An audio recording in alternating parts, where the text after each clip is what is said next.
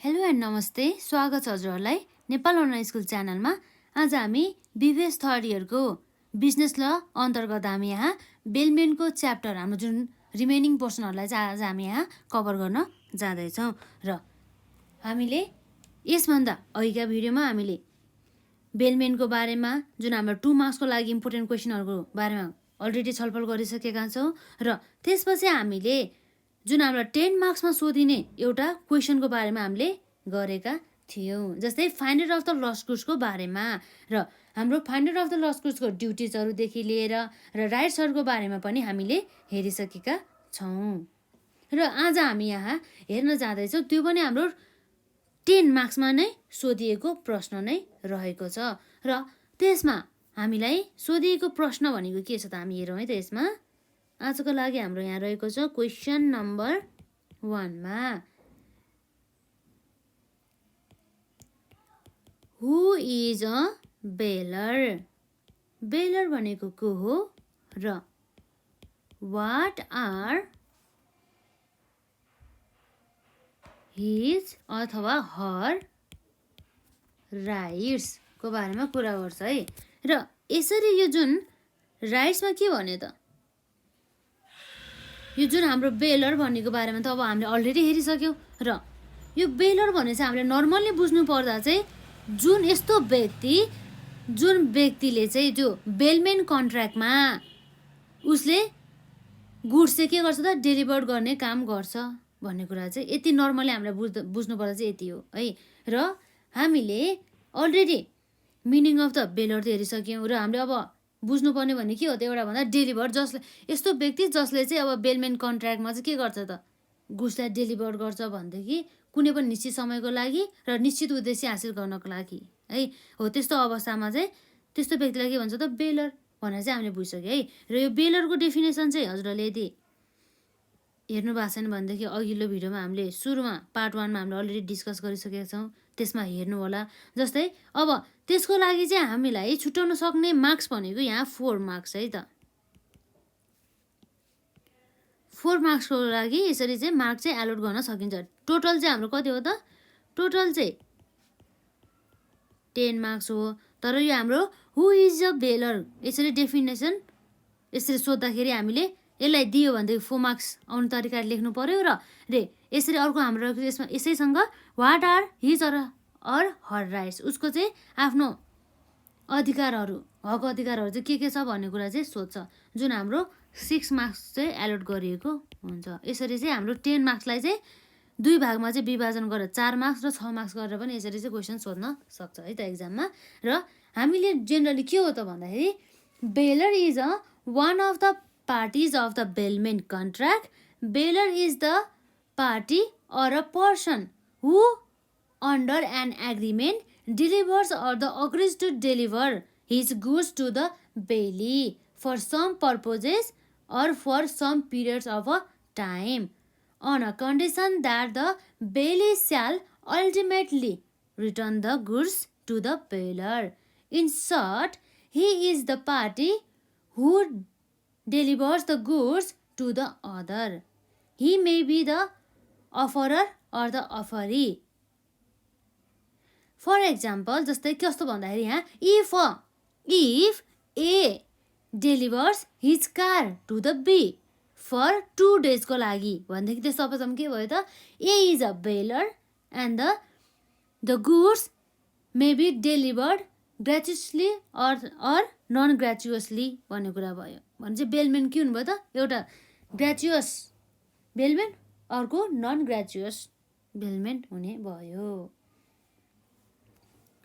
र अब हामी यहाँ हेर्छौँ राइट अफ द बेलर। बेलरको चाहिँ हाम्रो राइट के हो त, बेलरले चाहिँ यसरी बेलमेन कन्ट्र्याक्टमा उसको के गर्न पाउँछ भन्ने कुरा चाहिँ हामी यहाँ हेर्न जाँदैछौँ। राइट अन्तर्गत हाम्रो यहाँ रहेको छ त्यो जुन हाम्रो बेलरले गर्ने पाउने भनेको के हो त, जस्तै उसले जुन हामीले कन्ट्र्याक्ट साइन गरेको छ नि बेलमेन कन्ट्र्याक्ट हो, त्यसलाई चाहिँ उसले अभोइड गर्न सकिन्छ, अर्थात् उसले इग्नोर त्यसलाई क्यान्सल गर्न सक्छ भन्न खोजेको है। यो भनेको राइट टु अभोइड द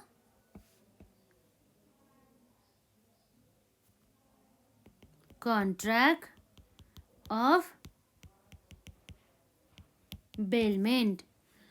कतिखेर चाहिँ उसले यसलाई अभोइड गर्न सकिन्छ त कन्ट्र्याक्ट अफ द बेलमेन्टलाई भन्दाखेरि यस्तो अवस्था जुन हाम्रो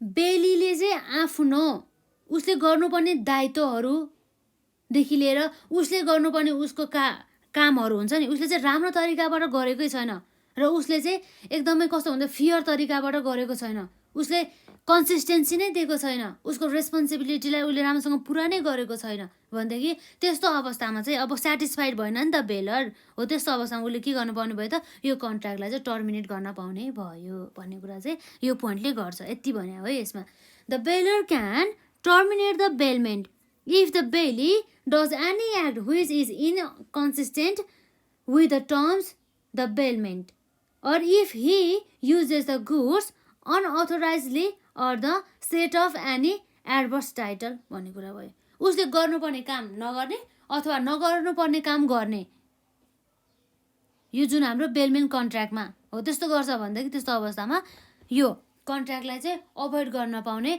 अधिकार चाहिँ हाम्रो बेलरसँग हुन्छ भन्ने कुरा चाहिँ यो पोइन्टले गर्दछ र यसपछि हाम्रो यहाँ अर्को राइट अन्तर्गत रहेको छ नम्बर बीमा right to return the goods लेन्ट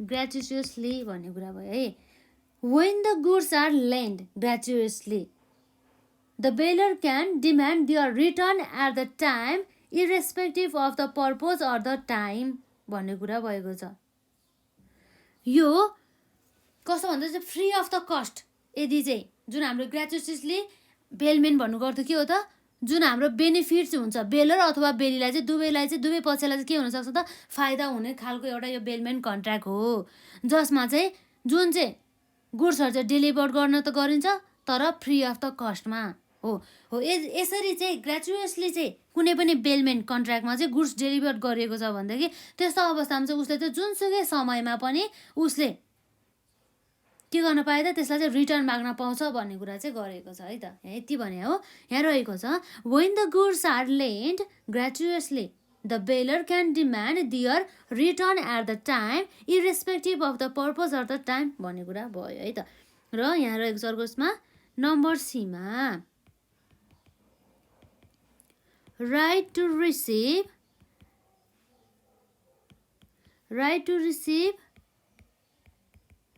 compensation from wrongdoer if the third person wrongfully deprives the bailee or the causes a harm to the goods bailed the bailor has a right to sue against such wrongdoer and receive the compensation for the loss or the destruction of the goods अर्थात् के हो भन्दाखेरि अब हाम्रो यहाँ normally यसमा के हुन्छ त दुईवटा पार्टी हुन्छ एउटा बेलर हुन्छ र अर्को के हुन्छ बेली हुन्छ र बेलीले चाहिँ के गर्छ त गुड्स त उसँग छ तर एउटा यस्तो थर्ड पर्सनले चाहिँ त्यो गुड्सलाई चाहिँ के गर्छ ड्यामेजेस अथवा त्यो गुड्समा चाहिँ डिस्ट्रोइडहरू लिएर आयो भनेदेखि त्यस्तो अवस्थामा अब कम्पेन्सेसन चाहिँ जुन गलत काम त्यो डिस्ट्रोइड गर्ने काम जसले गरे नि हो त्यस व्यक्तिबाट चाहिँ उसले चाहिँ कम्पेन्सेसनहरू चाहिँ रिवार्ड गर्न के गर्न पायो त रिकभर गर्न पायो कसले त बेलरले है र यसरी अर्को हाम्रो रहेको छ नम्बर डीमा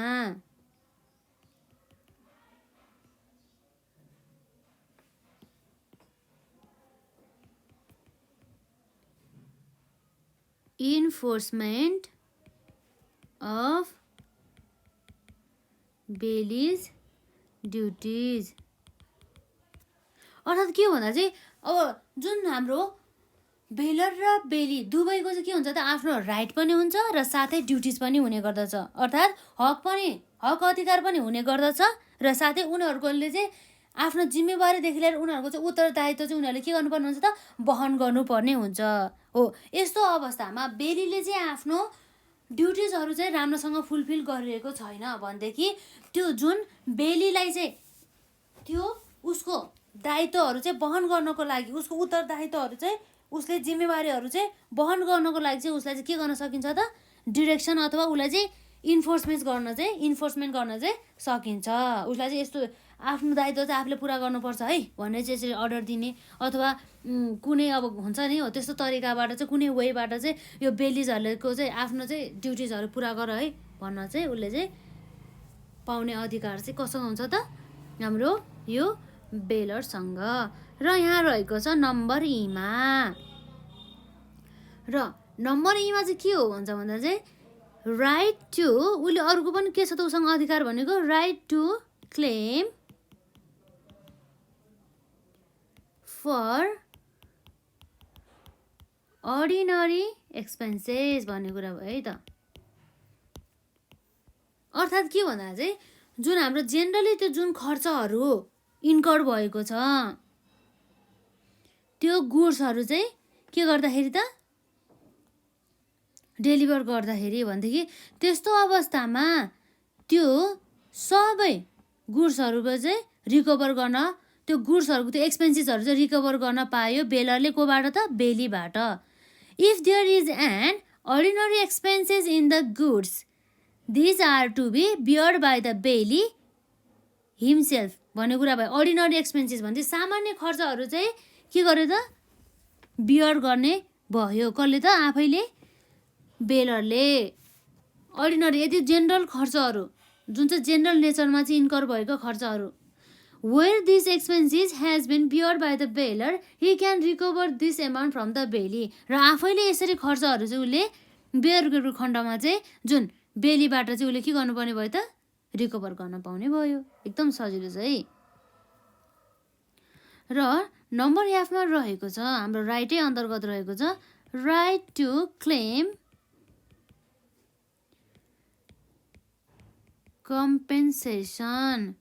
कम्पेन्सेसनहरू चाहिँ उसले चाहिँ क्लेम गर्न पाउनुपर्ने भयो।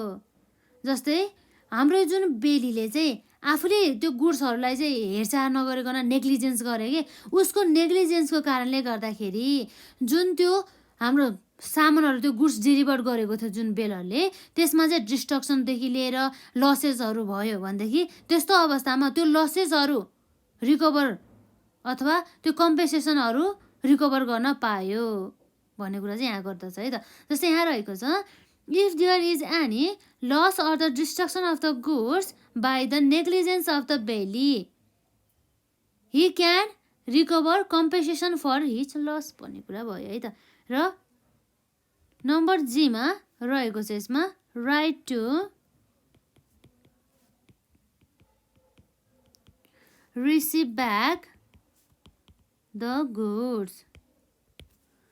अर्थात् के हो भन्दाखेरि जुन हाम्रो बेलरले गुड्स डेलिभर गरेको हुन्छ जुन बेलीलाई जुन चाहिँ किन डेलिभर गरेको भन्छ चाहिँ सर्टेन उद्देश्यहरू चाहिँ हासिल गर्नको लागि र सर्टेन टाइमको लागि पठाएको हुन्छ र त्यस्तो गुड्सलाई चाहिँ उसले चाहिँ के गर्न पाउने भयो त रिसिभ गर्न पाउने भयो रिटर्न ब्याक चाहिँ उसले माग्न पाउने भयो। कस्तो अवस्थामा भन्दा चाहिँ यदि चाहिँ कन्ट्र्याक्ट जुन बेलमेन कन्ट्र्याक्ट नै टर्मिनेट अर्थात् खारेज भएको खण्डमा र जुन हाम्रो जति टाइम पिरियडको लागि चाहिँ गुड्स डेलिभर गरेको हो नि त जुन हाम्रो बेललाई युज गर्न दिने भनेर अनि एउटा स्पेसिफिक टाइमको लागि चाहिँ उसलाई पठाएको छ त्यो टाइम चाहिँ यदि एक्सपायरी भएको खण्डमा भन्ने कुरा भएको छ है।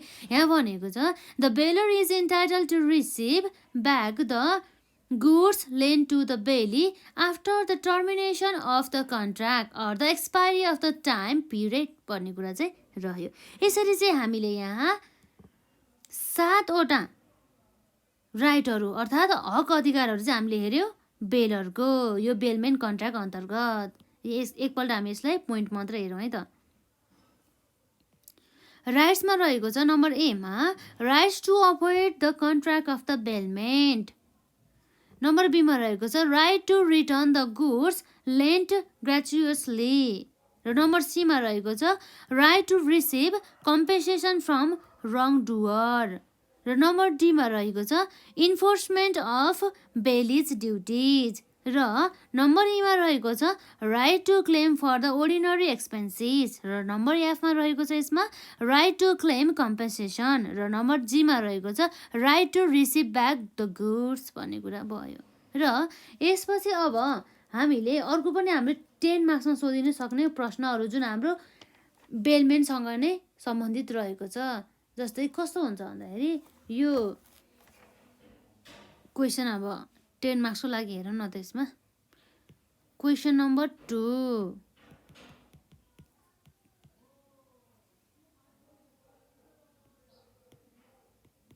हु is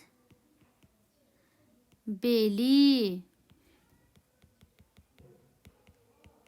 explain the duties of bailee भन्ने कुरा भयो है त। र यसमा के हुने भयो त अब जुन हाम्रो बेलीको डेफिनेसन त हामीले अलरेडी हेरिसकेका छौँ है। त्यो चाहिँ यदि हजुरहरूले हेर्नु भएको छन् भनेदेखि हेर्नु होला।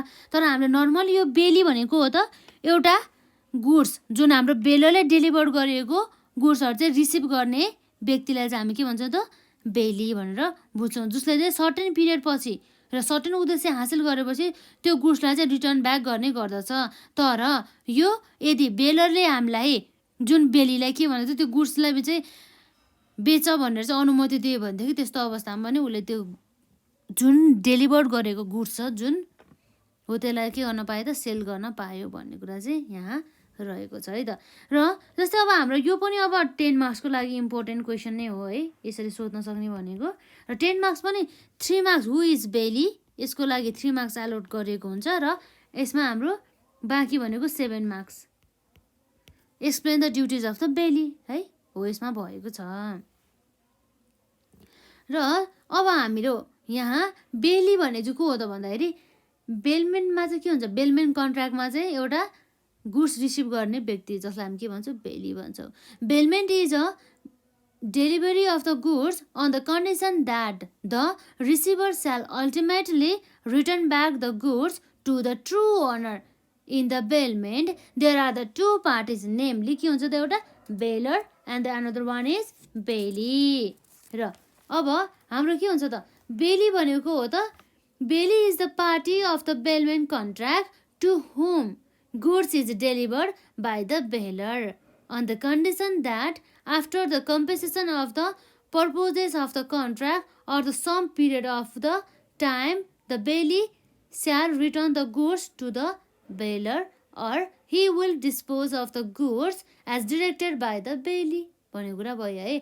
र हामीले इन सर्टमा भन्न सक्छौँ bailee is the party to whom the goods is delivered under the bailment contract भन्ने कुरा भयो। जस्तै अब हामीले यहाँ हेर्न सक्छौँ एक्जाम्पलमा if A delivers his bike to the B for the 2 days on the rent of ₹500 per day भनेदेखि बी भने चाहिँ को हो त बेली भयो है। यसरी हामीले नर्मली चाहिँ बुझ्नुपर्ने हुन्छ। र अब हामीले यहाँ जुन बेलीको चाहिँ ड्युटिजहरूलाई चाहिँ हेर्न सक्छौँ। र बेलिजको अब ड्युटिजहरू के हुनसक्छ त नर्मली हामीले बुझ्नुपर्ने भनेको बेलीले अब के गर्न सक्छ त बेलीले अब जस्तै गर्ने भनेको उसले जुन हाम्रो बेलरको जस्तै अब के हुनसक्छ उसले त्यो गुड्सलाई के गर्न पाएन त मिक्स गर्न पाएन आफ्नो गुड्ससँग र साथै उसले के गर्न पाएन त त्यो गुड्सलाई चाहिँ उसले कन्ट्र्याक्ट अनुसार बेलमेन्ट कन्ट्र्याक्ट अनुसार चाहिँ रिटर्न गर्नुपर्ने भयो रिटर्न ब्याक गर्नुपर्ने भयो बेलरलाई। र जस्तै कुनै पनि प्रकारका अनअथोराइज जसले उसको आफ्नो अथोरिटी भन्दा बाहेकले चाहिँ बाहेकमा चाहिँ उसले के गर्नु भएन त त्यो सामानहरूलाई जुन त्यो गुड्सलाई चाहिँ उसले के गर्नु पाएन त उसले चाहिँ त्यसलाई चाहिँ युज गर्न पाएन पर्सनल पर्पजको लागि। जस्तै यो कुराहरू त हामीले अलरेडी अब जस्तै फाइन्डर अफ द लस्ट गुड्सको ड्युटिजमा हेरिसक्यो नि त होइन। जस्तै अब हामीले अघि नै भनेको थियो नि त फाइन्डर अफ द लस्ट गुड्सको भने चाहिँ जेनरली हामीले त्यसलाई के मान्छ त बेली। त्यही भएर चाहिँ हाम्रो यो राइट्स र ड्युटिज चाहिँ अब हाम्रो finder of the lost goods र बेलीको चाहिँ ठ्याक्कै एउटै हुन जान्छ है त। र हाम्रो यहाँ रहेको छ अब मैले यो बेलीको डेफिनेसन त मैले लेखिनँ किन भन्दाखेरि अब नर्मली हामीले बुझ्छौँ। र यदि हजुरहरूले अगाडिको त्यो जुन पार्ट 1 भिडियो चाहिँ हेर्नु होला होइन अनि त्यसपछि हामीले बुझ्छौँ कि अझै डिटेलमा। र अब हामी यहाँ हेर्छौँ ड्युटिज अफ द बेली, बेलीको चाहिँ ड्युटिज के हो त भन्ने कुरा है। र हाम्रो यहाँ रहेको छ ड्युटिज, अर्थात् हाम्रो के हो त, यो बेलीले जुन गुड्स चाहिँ प्राप्त गर्ने जुन व्यक्ति हुन्छ त्यसलाई हामी के भन्छौँ, बेली भन्छौँ। हो त्यो बेलीले चाहिँ आफूले सामान पाइसकेपछि, यसरी बेलमेन कन्ट्र्याक्टमा इन्टर भइसकेपछि, यसरी एग्रिमेन्ट गरिसकेपछि उसले गर्नुपर्ने ड्युटिजहरू, उसले पुरा गर्नुपर्ने उसको दायित्वहरू के हो भनेर चाहिँ हामी यहाँ हेर्न जाँदैछौँ है त। र उसले हामीले के हो त, नर्मली हामीले भनेको उसले के गर्नुपर्ने हो त, आफूले त्यो पर्सनल युजको लागि युज गर्नु भएन, उसको अधिकारभन्दा बाहेक उसले जति पनि उसको अधिकार छ नि हो त्यो अधिकारभन्दा बाहेकमा गएर उसले चाहिँ काम गर्नु भएन, र त्यो गुड्सलाई चाहिँ आफ्नो सामानसँग चाहिँ अब युज गर्नु भएन, मिक्स गर्नु भएन भन्ने कुरा चाहिँ गर्ने त हो नि होइन, त्यति नै त हो। र अब हामी यसलाई नै यहाँ लेख्छौँ।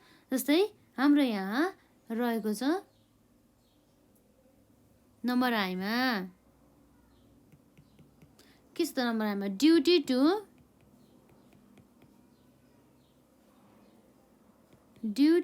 टेक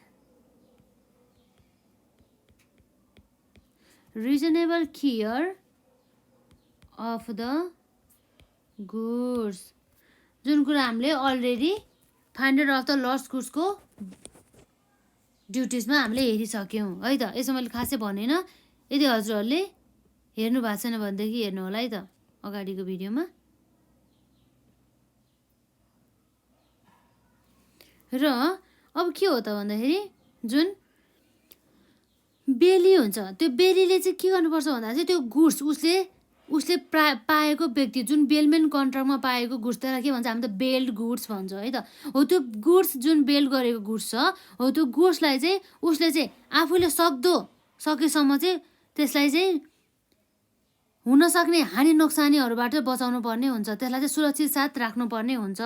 यदि उसले त्यस्तो गुड्सलाई सुरक्षित साथ राख्दै पनि यदि त्यो गुड्स चाहिँ लस हुने अथवा डिस्ट्रोय हुने हुन्छ भन्दाखेरि त्यस्तो अवस्थामा चाहिँ ऊ चाहिँ रेस्पोन्सिबल भएन। तर यस्तो गुड्स जसलाई चाहिँ रिजनेबल केयरहरू गऱ्यो भनेदेखि यदि लस हुँदैन अथवा डिस्ट्रोय हुँदैन भनेदेखि त्यस्तो अवस्थामा चाहिँ उसले चाहिँ ऊ चाहिँ के हुन्छ त, रेस्पोन्सिबल हुन्छ भन्ने कुरा भयो है त।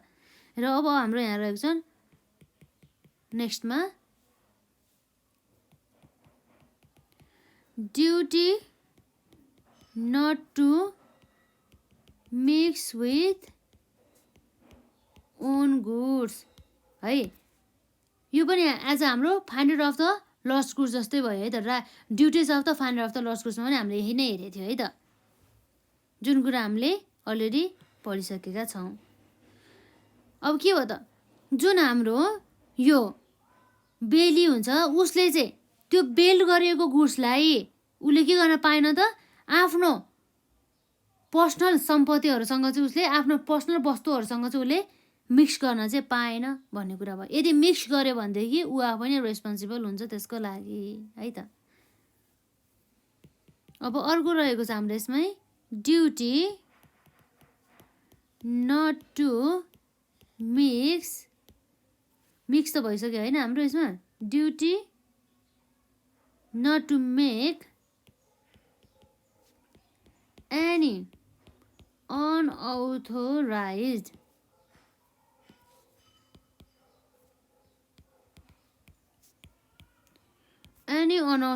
युज है। Duty not to make any unauthorised use अर्थात् के भन्दा चाहिँ उसले आफ्नो हक र अधिकार अथवा उसको जति पनि उसलाई जति पनि अधिकार दिएको छ नि, उसलाई जति पनि उसको के भन्छ पावर दिएको छ नि हो त्यो बियोन्ड त्योभन्दा पनि बढीमा माथिमा गएर चाहिँ उसले त्यो सम्पत्तिलाई चाहिँ युज गर्नु भएन अथवा आफ्नो पावरहरूलाई चाहिँ युज गर्नु भएन भन्ने कुरा चाहिँ गर्छ कि यसमा है। र अर्को हाम्रो नेक्स्ट रहेको छ duty not to set off any adverse title भन्ने कुरा भयो। अर्थात् के भन्छ चाहिँ the bailee is stopped from denying the bailor's title or the setting of title against the bailor his own title or the right of the third party भन्ने कुरा भयो कि।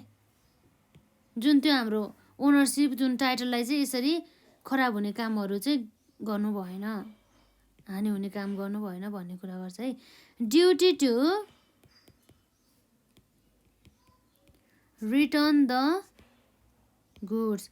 अब उसले त्यो गुड्स जुन उद्देश्यको लागि लिएको हो र जति समय अवधिको लागि लिएको हो त्यो सबै फुलफिल भइसकेपछि अथवा यदि कुनै कारणवश कन्ट्र्याक्ट टर्मिनेट हुन्छ भनेदेखि यसरी 3वटा कन्डिसनमा चाहिँ उसले त्यो गुड्सलाई चाहिँ के गर्नुपर्ने भयो त, रिटर्न ब्याक गर्नुभयो। कसलाई त, टु द बेलरलाई भन्ने कुरा रहेको छ। जस्तै the bailee after the completion of the purposes or the expiry of the time fix he must return the goods to the bearer. In the time of the return, he is bound to return the goods as it is an increase if any. भन्ने कुरा भयो। जस्तै for इक्जाम्पलको लागि हामी हेर्न सक्छौँ, एले चाहिँ के गर्यो, डेलिभर गर्यो उसको काउ, कसलाई त, बीलाई। कसको कति समयावधिको लागि भन्दा 1 वर्षको लागि। 1 वर्षको लागि चाहिँ एले चाहिँ बीलाई चाहिँ आफ्नो काउ दिएर पठायो भनेदेखि अब जुन त्यो काउले चाहिँ के गर्यो भन्दा चाहिँ उसले आफ्नो बच्चा पनि जन्मायो भनेदेखि त्यस्तो अवस्थामा जुन त्यो बी हुन्छ, जुन बेली भन्छ हामी त्यसलाई, हो त्यो बीले चाहिँ के गर्नुपर्ने भयो त, जुन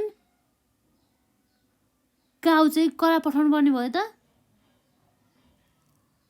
बेलरलाई अर्थात् एलाई चाहिँ पठाउनु पर्ने भयो भन्ने कुरा गर्छ। यसरी चाहिँ हामीले ड्युटी पनि हेऱ्यो जुन हाम्रो बेलीको, जुन चाहिँ हाम्रो यो फाइन्डर अफ द लस्ट गुड्सको ड्युटी जस्तै नै सेम नै थियो है त। र हामीले यहाँ हेरेको कुरालाई हामी एकपल्ट फेरि हेर्छौँ। ड्युटिजमा थियो हाम्रो यो ड्युटिज अफ द बेली अन्तर्गत नम्बर 1मा duty to take reasonable care of the goods bailed, र डबल आईमा रहेको छ duty not to mix with own goods, र ट्रिपल आईमा रहेको छ duty not to make any unauthorised use, र आइभीमा रहेको छ duty not to set off any adverse title भन्ने कुरा भयो, र भीमा रहेको छ duty to return the goods भन्ने कुरा रहेको छ। यसरी चाहिँ हामीले हेऱ्यौँ। र अब हामीले जेनरली प्लेज भनेको त अब हामीले बुझिसक्यो। प्लेजमा अब हामीले प्लेज र जुन बेलमेन कन्ट्र्याक्ट बिच भिन्नता पनि हेऱ्यौँ। र अब हामीलाई अर्को हाम्रो एक्जाममा सोध्न सक्ने भनेको क्वेसन कस्तो भन्दा चाहिँ प्लेस बाई द नन ओनरको बारेमा, जुन चाहिँ भ्यालिड प्लेस हुनको लागि आवश्यक पर्ने कुराहरू हामी हेर्छौँ। र त्यसपछि हामीले यस्तो कन्डिसन जसमा चाहिँ हाम्रो नन ओनरले प्लेस नगरेको खण्डमा पनि त्यो प्लेस चाहिँ के हुन गयो त, भ्यालिड हुन गयो कन्डिसनहरू हेर्छौँ है त हामी त्यसमा। र तर हामी आजलाई चाहिँ यति नै गर्छौँ। यदि हजुरहरूले यसभन्दा अघिका भिडियो हेर्नु भएको छैन भनेदेखि हेर्नु होला। र यसलाई चाहिँ अब हामीले मेन याद गर्ने तरिका भने चाहिँ अब हामीलाई पोइन्ट आइसकेपछि र हामीले यसरी बुझिसकेपछि आफूले पनि एक्सप्लेन गरेर लेख्न सकिन्छ नि त एक्जाममा। र यदि हजुरहरूले यसभन्दा अघिका यो भिडियोहरू जसमा हामीले एकदमै महत्त्वपूर्ण कुराहरू क्वेसनहरू कभर गरेका छौँ त्यसलाई हेर्नु भएको छैन भने चाहिँ हेर्नु होला है त।